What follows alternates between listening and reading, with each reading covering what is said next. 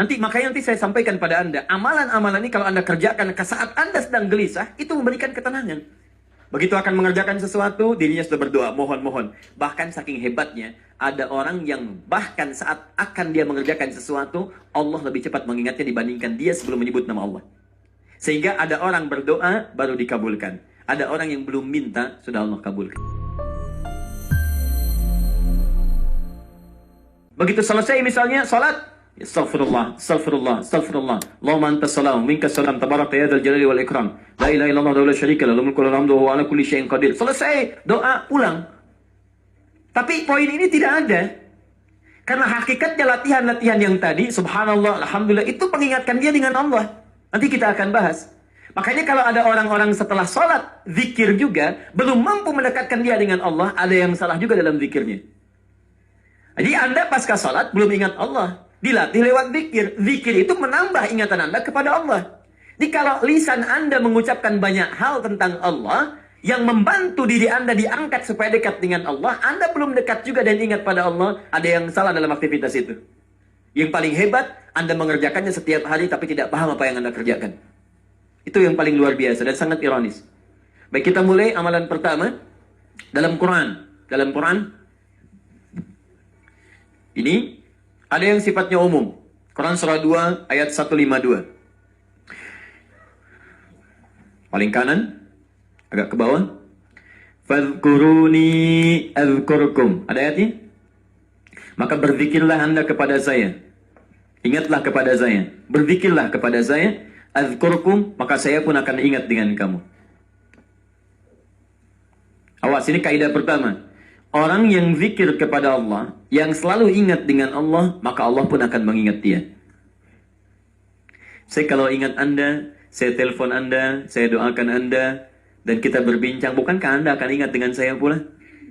Jika makhluk saja sudah begitu, maka bagaimana dengan Allah subhanahu wa ta'ala yang tidak sama sifatnya dengan makhluknya? Laisa kamitslihi syai'. Sekarang perhatikan baik-baik. Ini kaidah ya, ini kaidah. Ini manfaat dari zikir. Tadi saya sampaikan di awal bukan cuma sunnah untuk dilakukan, tapi ada hal yang sangat istimewa. Pertama, Allah meminta kita untuk berzikir. Zikirlah kepada saya dengan amalan-amalan tertentu. Fokus. Maka ketika Anda ingat dengan saya akan ingat Anda kepada Allah. Saya akan ingat Anda kata Allah. Perhatikan baik-baik. Fungsi zikir yang pertama, kita akan selalu diingat oleh Allah subhanahu wa ta'ala. Oke lah. Lihat. Allah minta kita ingat Allah dengan kata perintah. Fadhkuruni, ingat kalian kepada saya. Tapi jawaban dari Allah menggunakan bentuk progresif. Mudhari'. Dalam bahasa Inggris bisa present, continuous, dan future. Baik itu sekarang, terus berlangsung atau bahkan kapanpun. Selalu. Ya, selalu, always, tidak pernah, never. Nah ini. Nah itu indah. Saat Anda sulit, ketika Anda diingat oleh Allah, maka kesulitan itu akan segera hilang. Saat Anda punya persoalan, Anda diingat oleh Allah, maka ketenangan diberikan pada diri Anda. Makanya ada orang-orang, mohon maaf, bukan tidak punya masalah. Bahkan masalahnya lebih banyak daripada orang lain. Cuman karena dia diingat oleh Allah, maka sebelum dia alami masalah itu, dia diringankan oleh Allah subhanahu wa ta'ala untuk menghadapinya. Dilapangkan hatinya. Ada seorang anak muda konsultasi pada seorang syekh yang tinggal di tepi danau. Danaunya bagus, airnya jernih dan bisa diminum. Segar. Ketika datang anak muda itu membawa persoalan yang sangat rumit. Konsultasi, berat, kelihatan dari beban dirinya. Begitu datang, syekhnya tidak menjawab. Diajaklah ke pinggir danau. Dibawa segelas air. Ya, dibawakan, kemudian dibawa segenggam garam. Itu yang paling menarik. Begitu setelah terjadi, diambil kemudian airnya. Setelah itu dimasukkan garamnya. Genggam yang pertama, diberikan kemudian, selesai, tahan sebagiannya. Kata syekhnya, minum. Bingung orang ini. Asin syekh, minum aja dulu. Begitu diminum langsung dimuntahkan. Asin. Seperti itu. Keluarkan semua airnya, lempar ke danau, lempar dengan garamnya semua ke danau. Begitu dilempar, diambil lagi kemudian air menggunakan gelas yang sama. Sekarang minum. Bagaimana rasanya? Segar, tawar. Itulah kondisi hatimu. Masalah sebesar apapun, kalau hatimu itu lapang seluas danau ini, maka kesulitan besar pun akan mengecil. Dan ringan dibawa dalam hidup. Tapi kalau hatimu hanya sesempit gelas ini, maka segala yang terjadi pada dirimu sekalipun hanya sedikit dari garam itu akan terasa asin dalam hidup dan tidak akan nyaman terbawa dalam kehidupan. Sedangkan sifat Allah ketika mencintai dan mengingat seorang hamba, maka yang pertama Allah berikan akan melapangkan keadaan dirinya. Makanya Nabi Musa alaihissalam ketika akan berdakwah pada Fir'aun minta kelapangan hati. Rabbi syrahli sadri. Ya Allah, tolong lapangkan hati saya. Sebab kalau sudah lapang, mau teriakan, mau cercaan, mau celaan, itu gak akan berpengaruh. Dasar Musa begini, lapang aja ya, terus. Tapi kalau hati Anda sempit, belum dicela, sudah mencela. Apa, mau nyela? Itu belum dicela tuh. Dan bangga kadang-kadang dengan celaan. Bapak kok marah, Pak? Saya memang pemarah. Bangga dengan temperamentalnya. Saya memang pemarah, mau apa? Jadi ada sesuatu yang keliru. Tapi kalau hati kita lapang, dan Nabi Muhammad tuh Masya Allah, Nabi Musa minta dikabulkan, Nabi Muhammad tidak minta diberikan oleh Allah Subhanahu wa Ta'ala. Nabi Musa, Rabbi shrahli sadri wa yassirli amri. Nabi Muhammad belum minta turun ayat alam nashrah laka sadrak. Nabi Musa, Rabbi shrahli sadri. Nabi Muhammad, alam nashrah laka sadrak wa wada'na anka wizrak alladhi anqadha dhahrak. Muhammad, kami telah lapangkan hatimu, sehingga dengan itu semua beban-beban yang kau pikul di pundakmu, berat seperti angkat barbel, itu akan terasa ringan dalam hidup. Nabi Musa minta diberikan, Nabi Muhammad belum minta, langsung diberikan. Kenapa? Karena puncak amalan Nabi Muhammad itu yang sulit disaingi oleh nabi-nabi yang lainnya. Dijamin surga, tapi masih tahajud sampai bengkak kaki dan sebagainya. Dekat dengan Allah, zikirnya kepada Allah dalam. Karena dalamnya itu belum minta sudah diberikan oleh Allah Subhanahu wa Ta'ala. Sehingga Nabi Isa menyebutnya bukan dengan Muhammad, tapi dengan nama yang lainnya, Ahmad. Quran surah As-Saff ayat 6 itu. Wa basyran bi rasulin ya'ti min ba'di ismuhu Ahmad. Aku berikan kabar gembira pada kaumku ya. Berikan kabar gembira padahal nabinya belum lahir.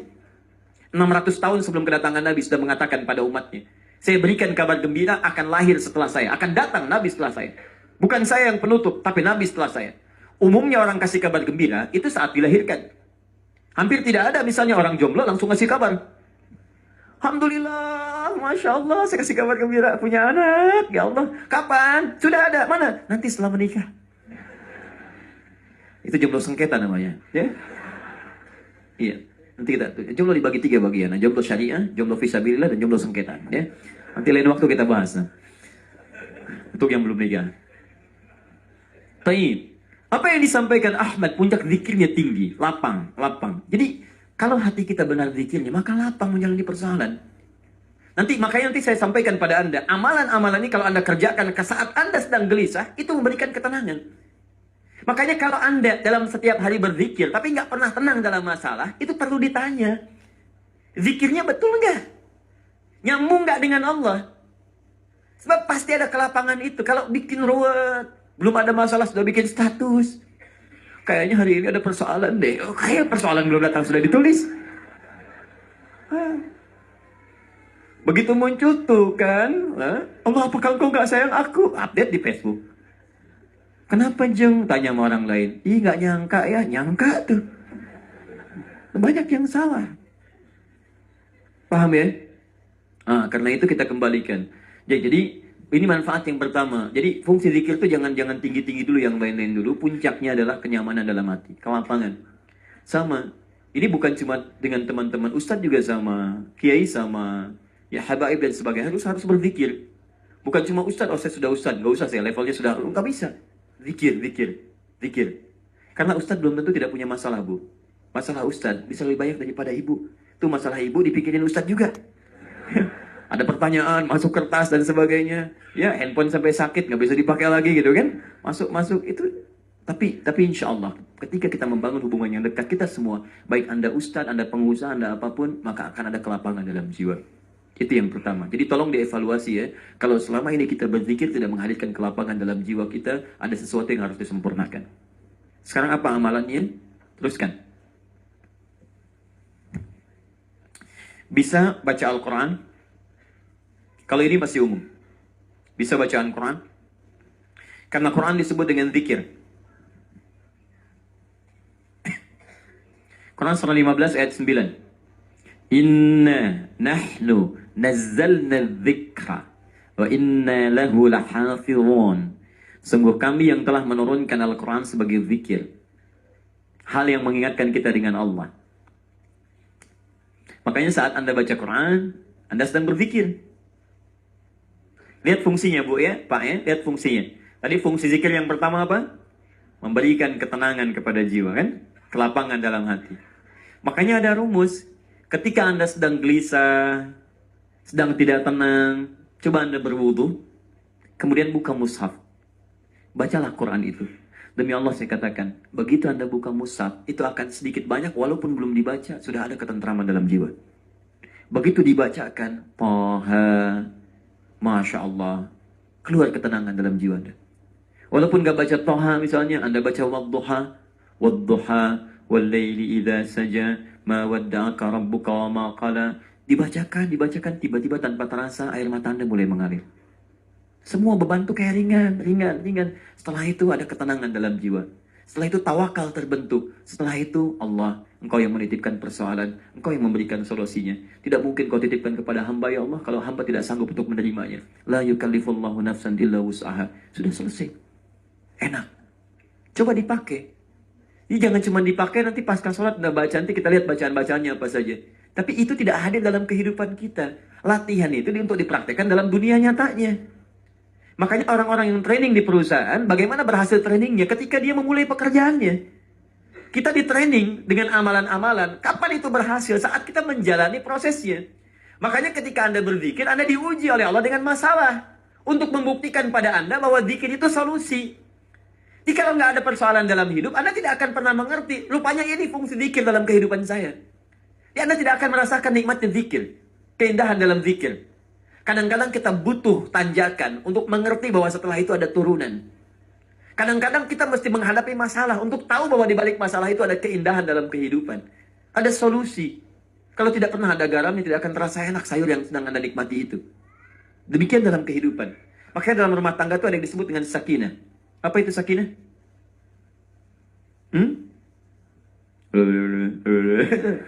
Nggak usah malu-malu. Kalau tidak tahu katakan Allahu a'lam. Anda ini bagaimana menuliskan surat undangan? Di surat tertulis semoga sakinah, mawaddah dan rahmah. Oke. Apa artinya? Ya, sakinah Ustaz anak pertama, mawaddah anak kedua, rahmah anak ketiga. Haula wala quwwata illa billah. Sakinah sering diartikan tenang.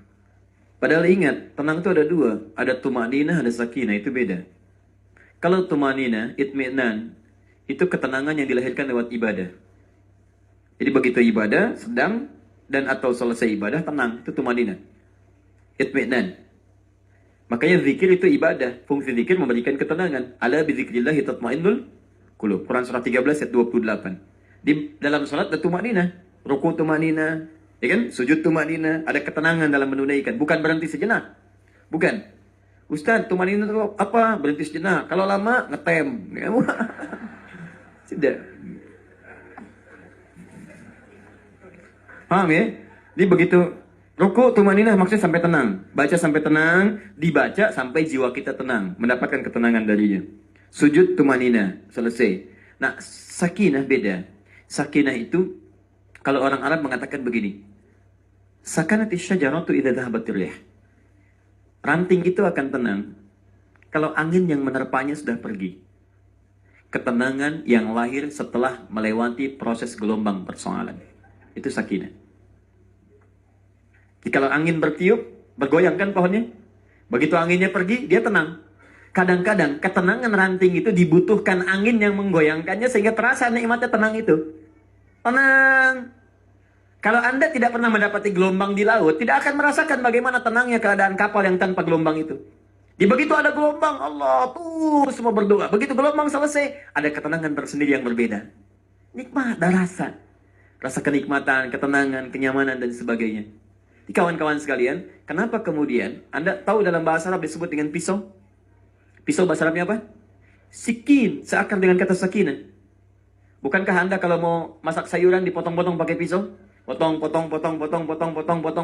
selesai. Begitu selesai dipotong, tenang, selesai, makan enak gitu. Masya Allah. Coba kalau makan durian gak dipotong dulu. Ya? Timun, macam-macam segalanya, tidak dipotong, tidak diiris. Dia akan nyaman. Makanya sakinah, kenapa disebut sakinah? Karena konsep ketenangan di rumah tangga tidak akan pernah ada kenikmatan yang tenang sempurna kecuali diuji dengan persoalan-persoalan. Di persoalan itu bukan ingin membuat rumah tangga bermasalah, tapi ingin menghadirkan dan meningkatkan kualitas kehidupan rumah tangga. Sehingga dengan kualitas itu muncul masalah selesai, kualitas semakin meningkat. Bagaimana cara mengatasinya? Ada solusinya. Makanya setelahnya ada mawaddah dan rahmat. Tahan itu babnya, saya kembalikan ke sini. Paham ini? Jadi yang pertama, itu bisa dengan membaca Al-Quran. Zikir. Baca Al-Quran. Karena itu Al-Quran disebut dengan zikir. Baik. Kalau tidak ingin susah dalam membaca, dan di mana saja bisa dipakai. Kalau baca kan biasanya diorientasikan ada mushaf ya. Sedang tidak tenang, ambil mushaf, berwudu, menghadap kiblat, baca tenang. Kalau Anda ingin dimanapun tenang, tanpa harus mencari mushaf, hafalkan Qurannya. Jangan ketawa. Jadi mudah. Dan ini serius. Karena tidak ada satupun kitab di muka bumi ini yang dijamin kemudahan dalam menghafal kecuali Al-Quran. Dan ini mukjizat Al-Quran. Dan ini membuktikan bahwa Quran firman Allah. Kalau dia perkataan manusia, maka akan sama sifatnya dengan karya manusia yang lain. Silahkan cek, karya manusia itu mustahil ada kemudahan dalam menghafalkannya. Mustahil. Walaupun dia hafal ada banyak keliru, ada yang tidak sempurna kalimatnya, ada yang salah hurufnya. Silahkan yang hafal Undang-Undang Dasar misalnya. Undang-Undang Dasar 1945, KUHP dan sebagainya. Anda bisa cek, apakah ada kemudahan semudah menghafal Al-Quran? Kalimat di Undang-Undang Dasar, kemudian kalimat jumlahnya hitung, samakan dengan satu surah dalam Al-Quran. Dengan jumlah yang sama. Akan beda cara Anda menghafal dan beda kemudahannya. KUHP misalnya, ya silakan hafalkan. Anda akan temukan banyak perbedaan-perbedaan di dalamnya. Semua karya manusia akan memiliki sifat-sifat kemanusiaan. Tapi firman Allah tidak akan pernah disaingi oleh manusia. Karena itu, saya cek pada Anda. KUHP, Ustadz ada yang hafal sempurna. Orang lihat. Orang yang nggak bisa lihat, bisa nggak hafal. Anda yang muda, anak kecil bisa nggak hafal. Anak yang belum balik bisa nggak hafal KUHP. Orang yang sudah sepuh 82 tahun bisa nggak hafal KUHP. Dan seterusnya. Sulit untuk menemukan ini. Tapi Al-Quran tidak. Al-Quran tidak. Anak kecil, Masya Allah, anak-anak, orang dewasa, yang dewasa kekanak-kanakan, yang sudah sepuh dan sebagainya, yang melihat, yang belum bisa melihat dan sebagainya, hafal Quran. Kalau bukan firman Allah mustahil. Tapi persoalannya, ketika Allah minta kita menghafal, ternyata Quran itu disebut dengan zikir. Quran surah ke-54, ayat 17, ayat 22, ayat 32, ayat 40. Walaqad yassarnal Qur'ana lidzikri. Fahal min mudzakir. Sungguh kami telah mudahkan Al-Quran sebagai zikir. Jadi maaf sesungguhnya. Jadi orang-orang yang punya hafalan Quran dalam dirinya, seharusnya ada dua hal yang membedakan dia dengan yang belum hafal. Apa perbedaannya? Perbedaan pertama, karakteristiknya akan cenderung tampil lebih tenang. Tenang. Ada kelembutan. Karena lapang jiwanya. Ahli Quran itu mesti beda.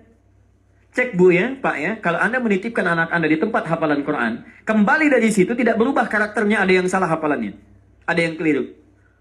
Penghafal Quran itu kelihatan dari sikap, tawaduknya, tenangnya. Ya, gambar. Dia paham kapan dia mesti meledak-ledak.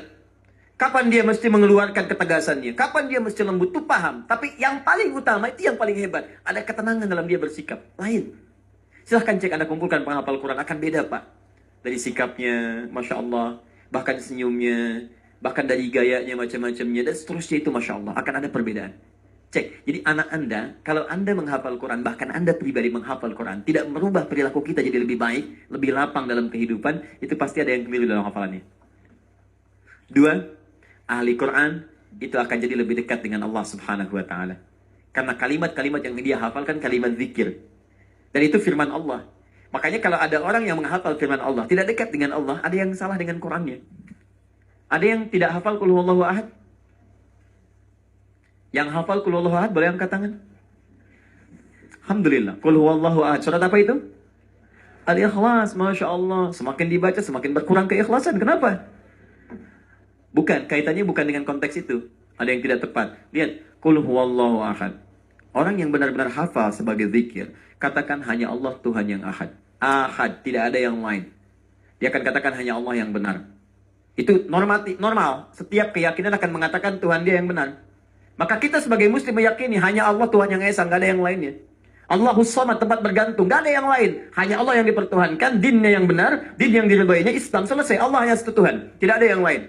Maka orang yang hafal qul huwallahu ahad tidak akan mengatakan semua agama sama. Semua agama sama, cuman caranya beda-beda. Begitu dikuburkan gak mau dibakar. Tidak akan pernah mengatakan lisan orang yang al-ikhlas, lisan orang yang bertauhid, qul huwallahu ahad, kalau benar menghafalnya sebagai zikir, maka dia akan kesulitan dan kaku lisannya untuk mengatakan semua agama sama. Kenapa? Karena hafalannya dikeluarkan dengan zikirnya. Takut lisannya keluar, takut, kaku, gak bisa dia ucapkan karena terhubung dengan Allah, zikir. Jadi kalau ada orang bisa menghafal qul huwallahu ahad tapi ringan mengatakan kata-kata tadi, maka Qur'annya tidak menjadikan dirinya sebagai zikir pada Allah Subhanahu wa taala. Ada yang salah dalam hafalannya. Dalam catatan kami itu bukan menghafal. Dia nggak hafal, dia cuma tahu. Dia cuma tahu. Jangankan dia yang tidak beriman pun bisa kemudian membacakan ayat itu. Itu persoalannya. Itu yang disebut oleh Al-Qur'an, iman tidak sampai pada jiwa ayat, cuma sampai pada di lisannya. Dan dia mengaku muslim tapi imannya nggak sampai kepada jiwanya. Itu ada di Quran surah ke-49 ayat 14. Ayat 14. Dan itu sudah terjadi di zaman Nabi. Qalatil a'rabu amanna. Ada sementara orang Arab mengatakan kami beriman. Qul lam tu'minu. Kata Allah, katakan Muhammad kalian belum serius imannya. Walakin qulu aslamna. Tapi katakan pada mereka kalian baru mengatakan masuk Islam. Walamma yadkhulul imanu fi qulubikum. Tapi iman nggak sampai ke dalam jiwa kalian. Karena itu karena nggak sampai kepada Kulub itu tempatnya zikir. Ala bidzikrillahi tatmainnul qulub. Ya, tempatnya zikir, menyambung dengan Allah. Karena iman tidak sampai pada jiwanya, tidak memberikan respon dalam dirinya untuk diamalkan dalam kehidupan, cuma di lisan. Makanya banyak orang mengatakan A, B, C, tapi nggak ada amalannya, nggak ada nyambung dengan Allah. Ini sudah lama terjadi 15 abad yang lalu. Jadi kalau ada yang sekarang pengen ikut-ikutan, dia telat. Semua agama itu sama, Anda telat. Telat Anda, ketinggalan. 15 abad yang lalu sudah ada yang seperti Anda. Imannya cuma di lisan, nggak sampai kepada jiwa. Dan kita doakan, semoga dia kembali. Allah berikan hidayah kepada ya Allah. Ya Allah, dia hidup dengan kami. Tolong jadikan kami bertemu juga di surga dengannya ya Allah. Berikan petunjuk. Dalam sujud Anda, begitu Anda sentuh dalam doa, mungkin cercah hidayah hadir dalam jiwanya. Dan tidak sedikit yang kembali. Ingat, kembali. Kami doakan. Saya doakan demi Allah, saya katakan, saya mencoba mendoakan yang disebut dengan homoseksual, yang lesbian, yang macam-macam, saya doakan. Dan tidak sedikit kemudian yang telepon, yang menangis, yang ingin berubah, yang minta dibimbing dan sebagainya. Ya, jadi mendoakan itu lebih mulia daripada mencela. Dan kita berikan solusi, nilai-nilai kebaikan. Kita ajak teman-teman untuk berubah. Adapun itu pilihan dia, mau kembali atau tidak, pilihan Anda. Pilihan Anda, tapi kita bisa memilih untuk mendakwahi dengan cara-cara yang lembut. Paham ya?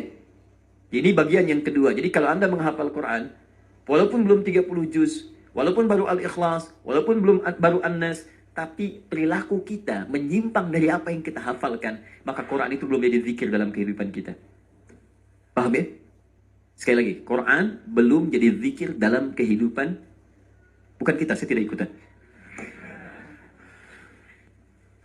Ini bisa jadi doa atau kalimat thayyibah. Quran surah 7 ayat 205. Wadhkur rabbaka fi nafsika tadarruan wa khifatan wa dunal jahri minal qaul. Silakan sebut Rabbmu dalam jiwamu, pada dirimu. Nafas itu bisa diartikan dalam jiwa, pelan, tenang. Bisa diartikan olehmu, dibacakan, baca. Tadarruan wa khifatan wa dunal jahri minal qaul. Dengan penuh kelembutan, ketawakalan, dan tidak perlu berlebihan sampai misalnya teriak-teriak dan sebagainya. Ya, tapi poinnya adalah ayat ini ingin memberikan gambaran pada kita bahwa doa menyebut Allah atau menyampaikan kalimat thayyibah itu bagian dari zikir. Ini dua. Bisa bentuknya doa, bisa dengan kalimat thayyibah. Kalimat thayyibah itu semua kalimat-kalimat, bacaan-bacaan yang bernilai baik yang ditujukan kepada Allah.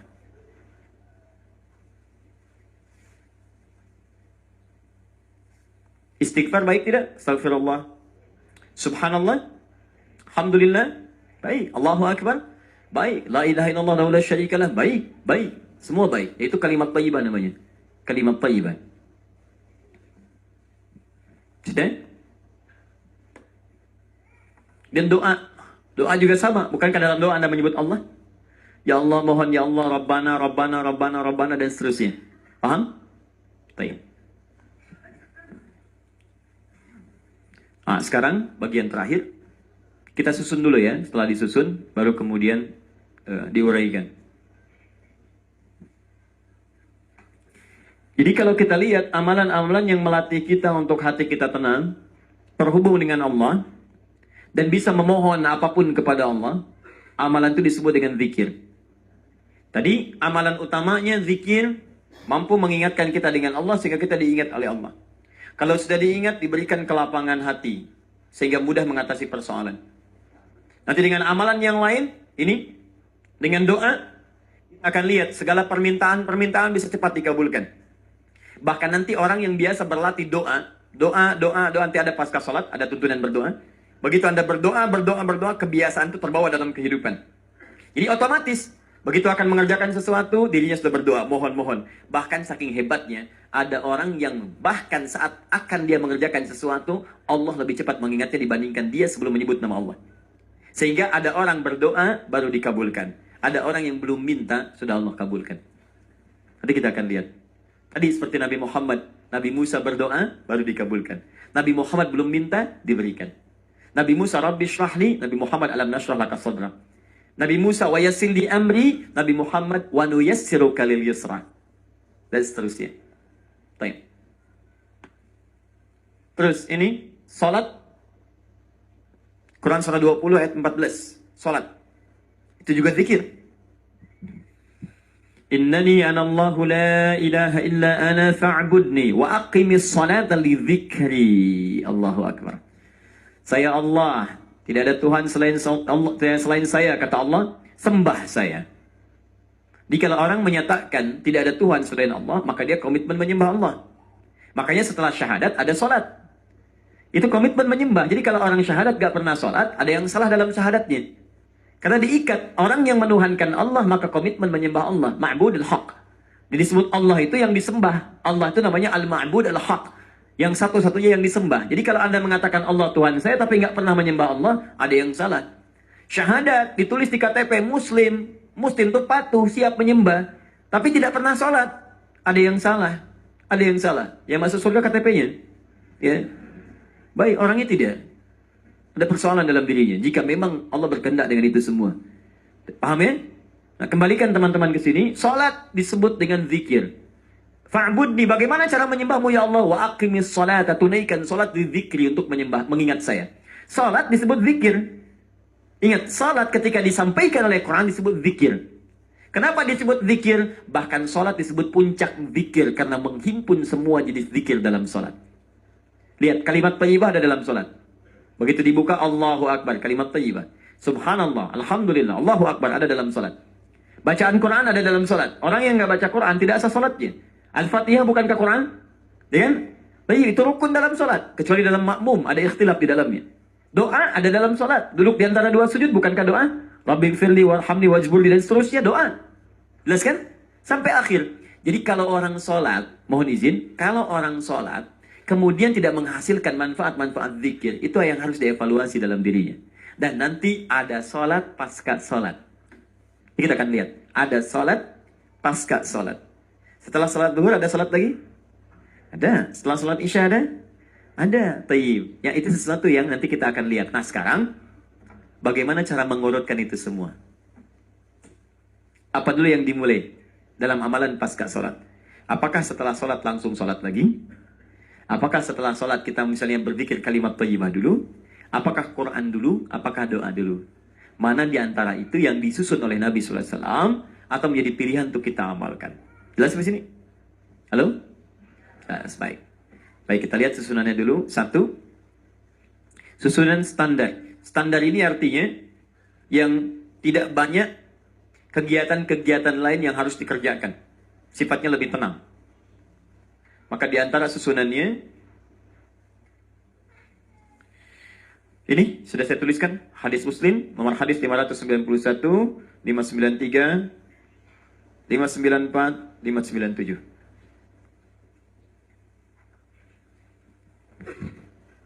Ini susunan pertamanya, istighfar.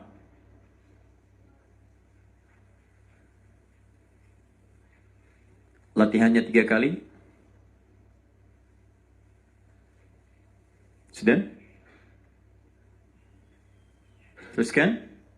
Ini bisa ada dua versi. Versi pertama yang Allahumma antas salam. Nanti insya Allah di pertemuan berikutnya kita coba bagikan ya susunan-susunan zikirnya supaya nanti mudah diketahui. Jadi kita tuliskan dulu saja. Sudah? Yang ini sekali. Teruskan. Ini kedua, satu, dua, teruskan. Ini garis besarnya. Selanjutnya, la ilaha illallah wahdahu la syarika lah, lahul mulku wa lahul hamdu wa huwa ala kulli syai'in qadir. Kalimat thayyibah lagi, la ilaha illallah, dan seterusnya.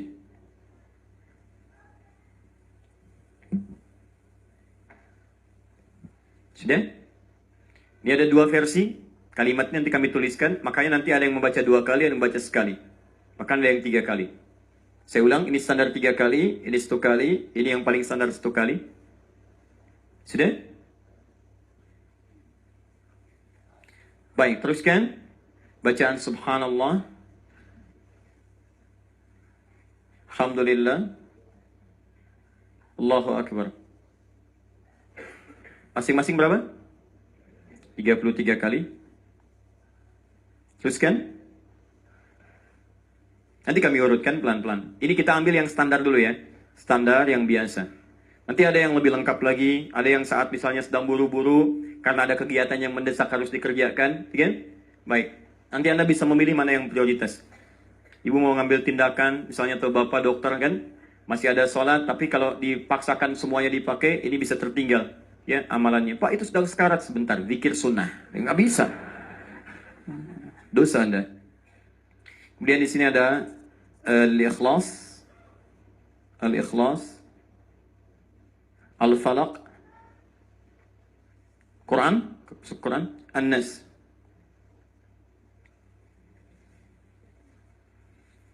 Yang kelima, ayat kursi. Maksudnya Quran surah kedua Al-Baqarah ayat 255. Allahu la ilaha illa wal hayyul qayyum dan seterusnya. Ada hadisnya? Oh, ini sangat-sangat kompleks Pak ya, Ibu ya. Nanti ada yang minta supaya dilindungi oleh Allah dari gangguan-gangguan, sampai gangguan jin, gangguan macam-macam dan seterusnya. Gangguan setan, gangguan dari nafsu kita. Ini ada semua di sini, termasuk ke doa-doanya. Teruskan? Sudah? Saya bacakan urut dulu ya. Istighfar, Allahumma antas salam, la ilaha illallah wa la syarika lah, dan seterusnya. Itu yang kalimat thayyibah. Dan subhanallah, alhamdulillah, Allahu Akbar, masing-masing 33 kali. Kemudian membaca al-ikhlas, al-falaq, kemudian an-nas, kemudian ayat kursi. Sudah sampai sini? Baik. Setelah itu, pertanyaan selanjutnya. Bisa doa, sini. Doa.